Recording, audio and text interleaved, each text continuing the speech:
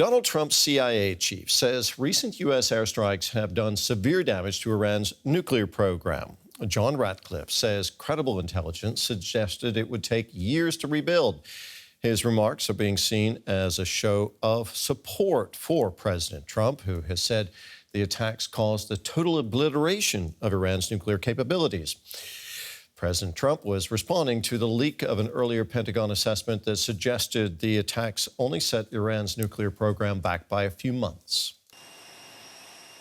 The US president returned to Washington from the NATO summit with doubts still lingering over last weekend's US strikes on Iran's nuclear facilities.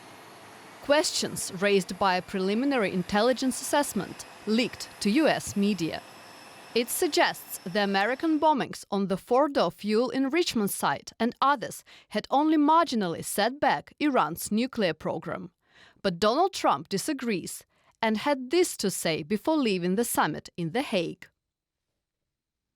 It's been obliterated, totally obliterated.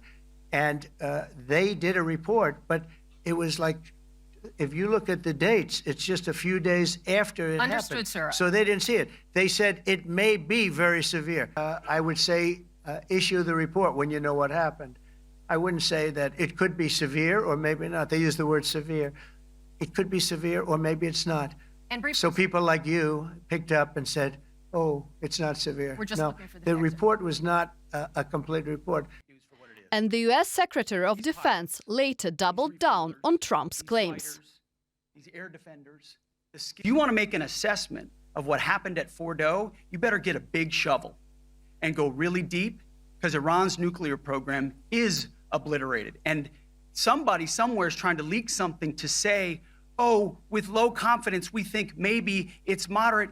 Those that dropped the bombs precisely in the right place know exactly what happened when that exploded. And you know who else knows? Iran.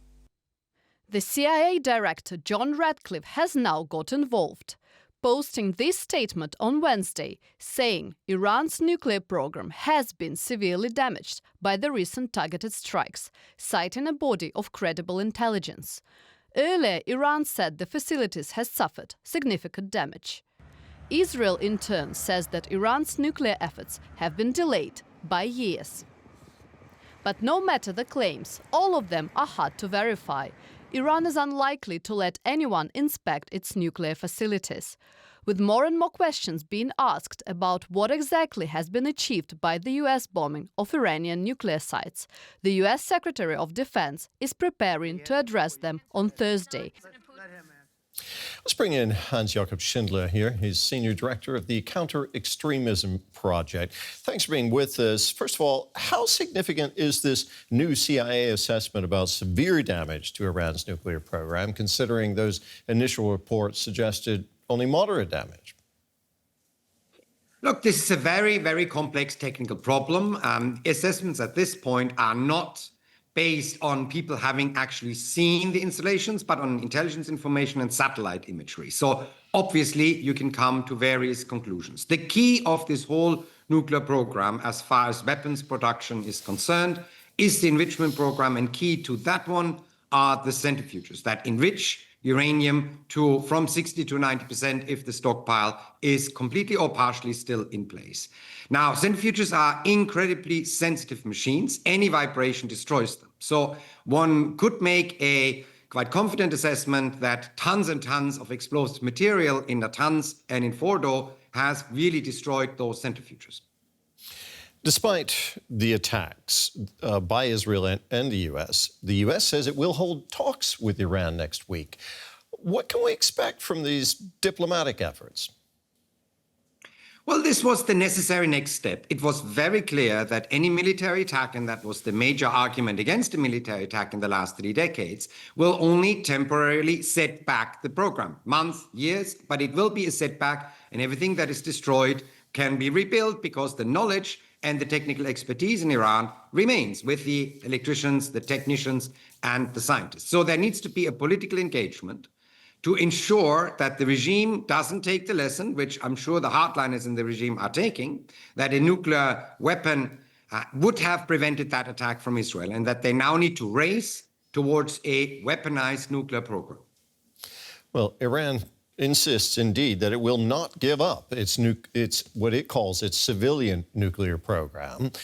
Can you imagine a scenario where Iran is trusted to pursue a peaceful nuclear program? Not without very strict verification mechanisms. It's very clear that Iran is in an incredible vulnerable position right now, the regime. It has no longer any air defenses. Its nuclear program is set back. One can discuss how long and how severe that is, but it is set back. It has lost a significant part of its missile and long-range defense programs. Its most significant proxies, Hezbollah and Hamas, are militarily on the ropes. They are not destroyed either, but they are not able. And really significantly, at the beginning of the 12-day war, Hezbollah officially said that they're not going to get involved, demonstrating how weak they really are. So they are in a very, very vulnerable position. Israel has already said they are going to have very close eyes on Iran going forward, and any wrong move will result in potential more attacks on Iran. So this is a very good negotiation position for the Europeans as well as the Americans to convince the regime that now regional integration and economic development is more in the interest of Iran than trying to get its deterrence back as soon as possible. But, well, it will have to see what the Iranian side says. The war with Israel did expose some of Iran's vulnerabilities, but Iran is not expected to just roll over. We're not hearing the leadership now striking conciliatory tones, really. What lessons do you think Iran may have learned from this conflict? Look, there are two possible lessons. I mean, one, it was really the 12 days of demonstrating to everyone in the regime that they are truly alone. None of the allies did anything but issue strong statements. Neither Russia, who Iran has helped for a long time now in its war in Ukraine, nor China.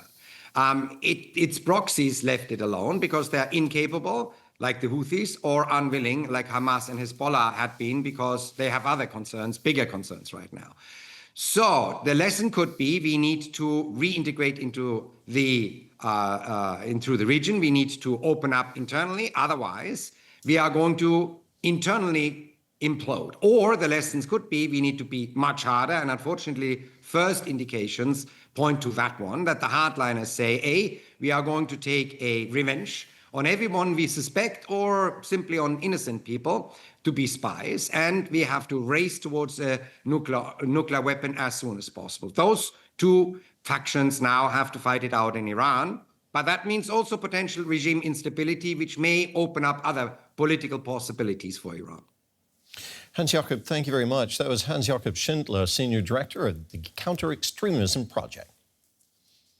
Thank you so much.